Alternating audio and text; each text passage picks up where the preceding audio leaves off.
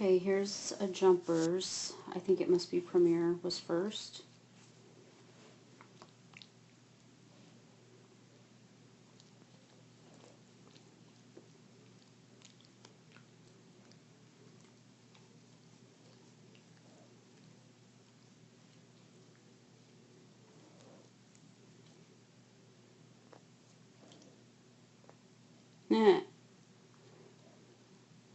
I don't remember that.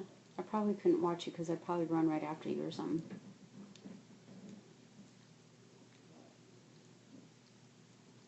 I can barely remember this course.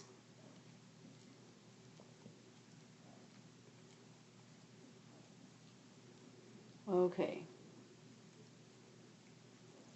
You got it done. Now let's see how we could have cleaned it up. One thing is outside arm, outside arm, outside arm. Now here, okay, when you do your blind crosses, and this is a good place. Well, this is tricky, and I need to work on this too. But you're hanging on to this side way too long. Way too long. And of course, it's easy to see on a video when it's all slowed down and everything. But pretty much like, if there's like a 180-ish situation, which this was closer, I think.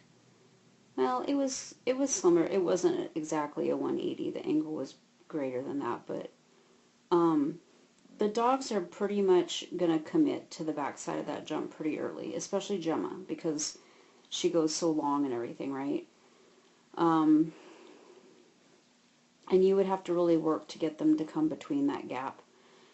So when you are going to do this blind, what I do, or try to do, is if I see that they're coming this direction, then I would change sides so that when you then present this jump, see how now she's looking at the jump, you can be presenting it with the new hand. Because you're hanging on to it way too long, she doesn't know what's happening. She doesn't, right now what you're cueing is she's going to do that.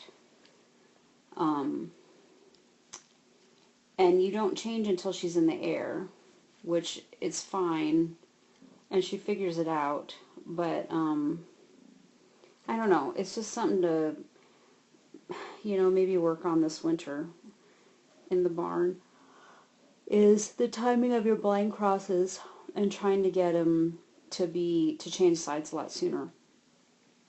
Now here's a place where you really could use the outside arm, or a catch cur.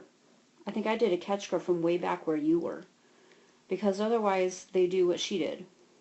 And then look at how hard she lands, how hard she has to dig in and make that corner. She even slips. So she needed turning. You don't give her any turning cues here except you stop. And that's it. And now you have your outside arm up, but she's past you and she can't see it. So this is a wrap. And on a wrap, you need to do something like sort of aggressive to cue a turn. Okay?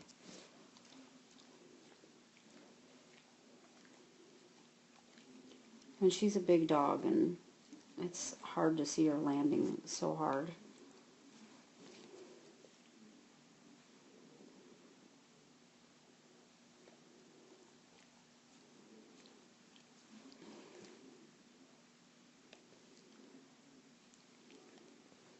I'm trying to remember where this course even went.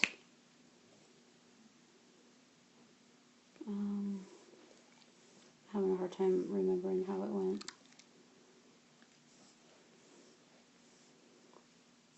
Let's go back here. Sorry, can't remember how it went. Oh, that's right. We had to bypass the middle jump. Okay, here's another case. Now, I can't see you at all because the judge is right there, but I can guarantee you that you're not doing anything to cue a turn because your dog lands out here.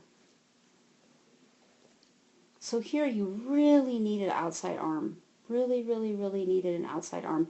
If for no other reason than to keep her off that jump, because I remember this part, and you had to go around this jump to get over to this jump. So your motion is still moving forward. And look at your dog. It's like she's jumping Look at where she landed. She landed way over here. No clue that there was a turn. None. Now what about here? Here you don't cue a wrap. Here you... Okay, so how does what, like right now where you are, how is that different looking from if you were to do a rear cross? Okay.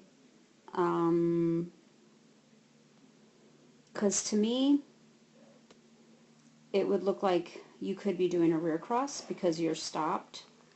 You're not really doing, you know,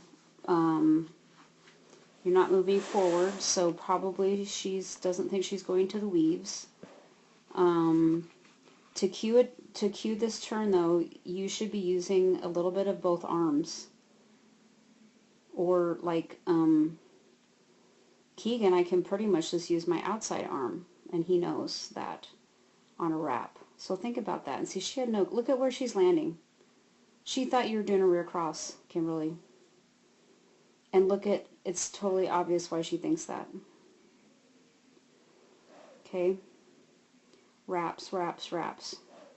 You need to work on wraps and think about wraps and how you cue them.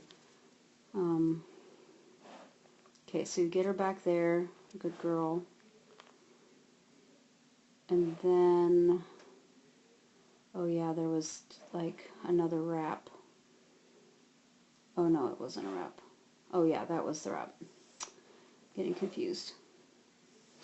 Okay, so let's see. You get her over. Okay, that's fine. It's hard to see what she's doing.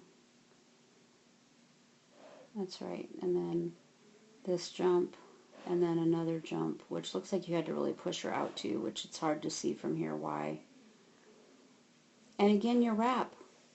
What are you doing to cue a turn? Look at you. She's in the air. Your dog is in the air. And now you're stopping, putting your outside arm up, calling your dog back. All of that has to happen much sooner. Much sooner.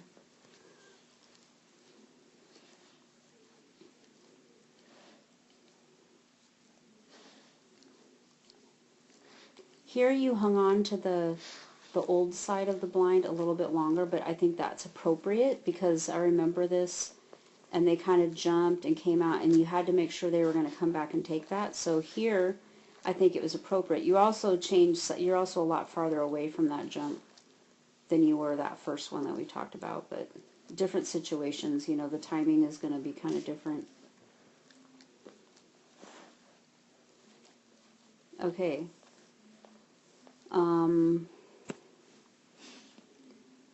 So here you're doing a rear, but look, you don't move behind her until she's in the air. She cannot do a thing about where she lands or anything. And look at, she lands pretty straight. She figures out when she's in the air that you're turning, so her head turns. She can't do anything about where she's going to land.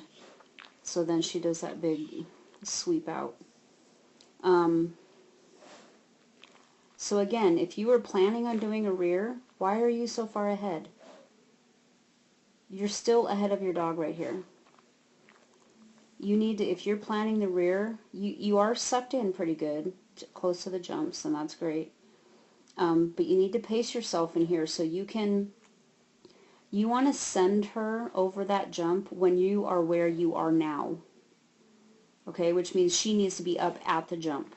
So you need to allow her to get ahead of you, which means you need to pace yourself. Alright, but you get this wrap, and you get that, and you finish up good. She kind of looked at the weave poles, but you were driving to the finish, so. Okay, not too bad. So wraps, outside arms,